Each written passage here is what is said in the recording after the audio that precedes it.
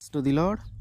ఈరోజు దేవుడు మనకిచ్చినటువంటి వాగ్దానం ఏంటంటే మత్తయి సువార్త 5వ అధ్యాయము 42వ వచనం. నిన్ను అడుగువానికి ఇమ్ము, నిన్ను అప్పు అడగగోరిన వారి నుండి నీ ముఖము తిప్పుకొనవద్దు. ఆమెన్. దేవుడు కొన్నిసార్లు మన జీవితంలో ఏం చేయబోతూ ఉన్నాడో, మన జీవితంలోకి ఎలాంటి ఆశీర్వాదమును ఇవ్వబోతూ ఉన్నాడో మనకి తెలియజేస్తూనే కొన్నిసార్లు మనం ఏం చేయాలో కూడా మనకి తెలియజేస్తూ ఉంటాడు. ఆయన ఏమంటూ ఉన్నాడంటే, నువ్వు సహాయము చేయగలిగిన స్థితిలో ఉంటే నువ్వు ఖచ్చితంగా సహాయము చెయ్యి. ఈ సహాయము చేయటము ద్వారా 2 విషయాలు జరుగుతాయి. ఒకటి, సహాయము పొందుకున్నటువంటి వ్యక్తికి దేవుని ప్రేమ అంటే ఏందో తెలుస్తుంది. 2, సహాయము పొందుకున్నటువంటి ఆ వ్యక్తికి నీకు మధ్య ఉన్నటువంటి ఆ మనస్పర్ధలు పోయి మంచిగా స్నేహము వారితో ఉంటుంది. దేవుని ప్రేమ ఎలాగ వాళ్ళకి తెలుస్తుంది అంటే, మనము సహాయము చేయటము ద్వారా దేవుని ప్రేమ ఎలా తెలుస్తుంది? మనం ఎందుకు సహాయం చేస్తూ ఉన్నామంటే, దేవుడు మనకి చెప్తూ ఉన్నాడు, నువ్వు సహాయము చేయగలిగే స్థితిలో ఉంటే నువ్వు ఖచ్చితంగా సహాయము చేయి. ఎవరైనా నిన్ను అడుగుతూ ఉన్నారంటే నువ్వు దాన్ని ఇవ్వగలిగిన స్థితిలో ఉంటే నువ్వు ఖచ్చితంగా వారికి ఇవ్వు అని.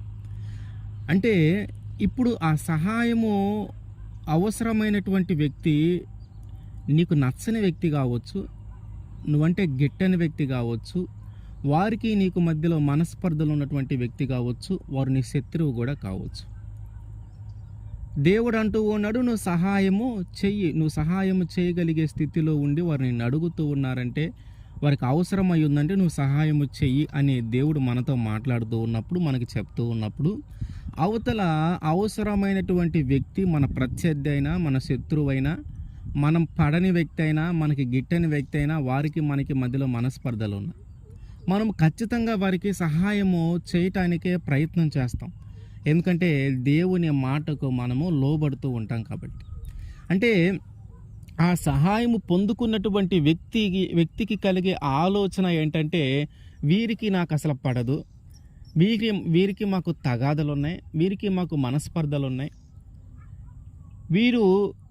వీరిని మేము శత్రువులాగా చూసాం, కానీ ఈరోజు వీరు మాకు సహాయం చేయటానికి ముందుకు వచ్చారంటే వీళ్ళు ఎంత మంచి వాళ్ళో అని వారు మన గురించి మంచిగా మాట్లాడుకుంటూ, అసలు వీళ్ళకి ఎంత జాలి గుణము, ఎంత సహాయము చేయగలిగే లక్షణము ఎలా వచ్చింది అనే ఆలోచన వాళ్ళలో కలుగుతుంది.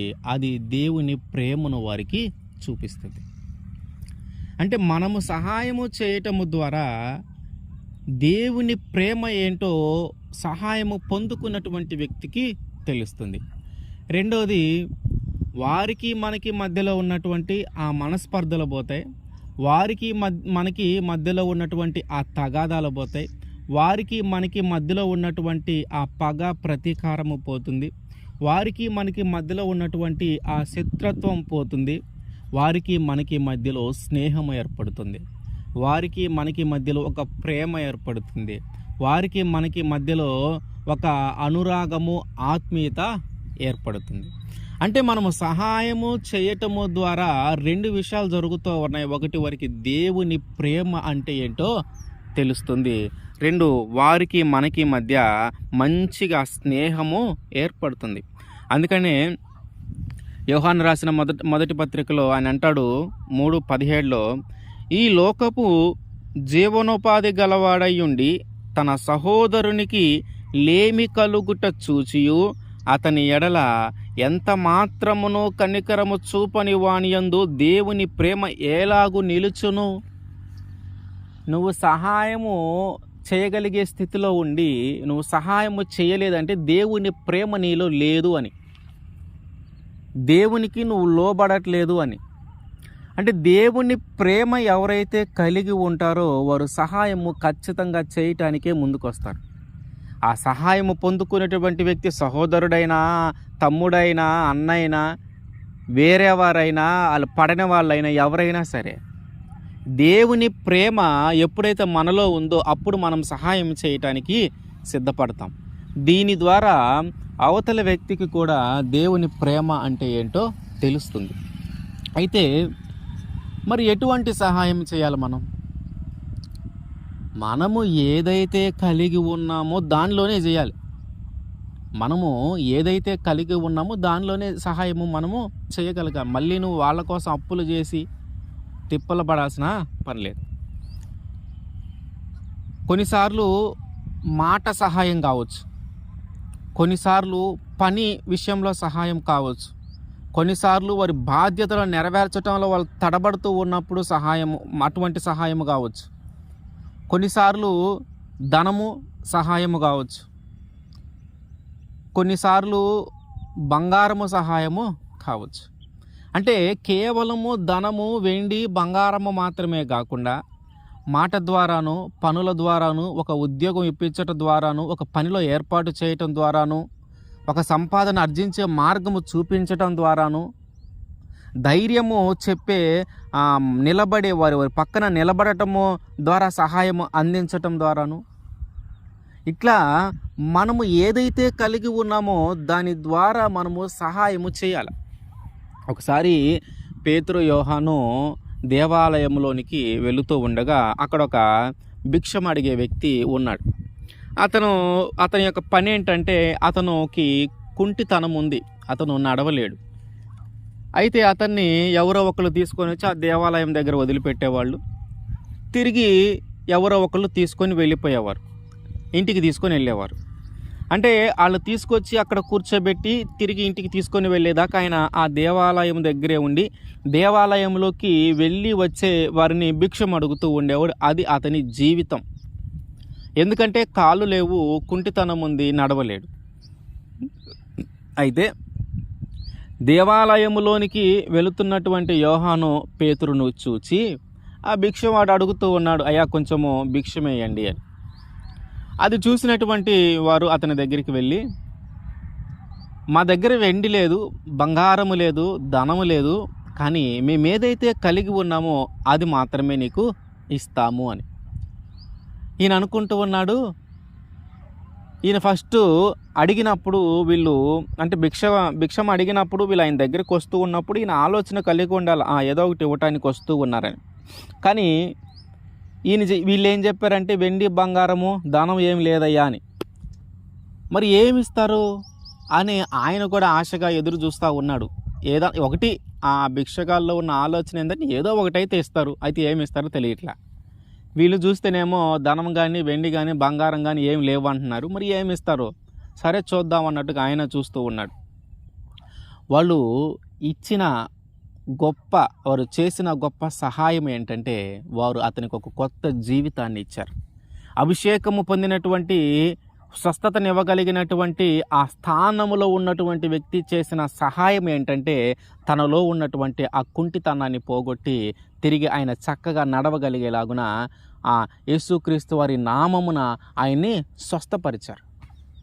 స్వస్థపరచడాన్ని బట్టి అతని జీవితమే మారిపోయింది. అంటే వారు ఉన్నటువంటి స్థాయిలో వారు చేసిన సహాయము అతని జీవితాన్నే మార్చింది. ఇక్కడ ధనము లేదు, వెండి లేదు, బంగారం లేదు. మనము సహాయం అంటే ఏమనుకుంటాం, కొంచెం ధనమో లేకపోతే ఏదో ఒక వస్తువు రూపంలోనో, ధనము రూపంలోనో, వెండి రూపంలోనో, బంగారం రూపంలోనో, ఆస్తి రూపంలోనో మనం ఆశిస్తూ ఉంటాం. కానీ ఇక్కడ జీవితమే వారు ఒక కానుకగా ఆయనకి ఇచ్చారు. అంటే వీళ్ళు చేసిన సహాయము వెండి మీద, ధనము మీద, బంగారము మీద ఆధారపడి లేదు. దానికంటే గొప్పదైన అభిషేకము మీదను, దానికంటే గొప్పదైన యేసుక్రీస్తు వారి నామమును వారు కలిగి ఉన్నారు కనుక ఆ నామమును బట్టి వారు ఏం చేయగలుగుతారో ఆ సహాయం అతనికి చేయగలిగారు. ఆ భిక్షము అడిగేటటువంటి వ్యక్తి కూడా దాన్ని ఊహించి ఉండడు.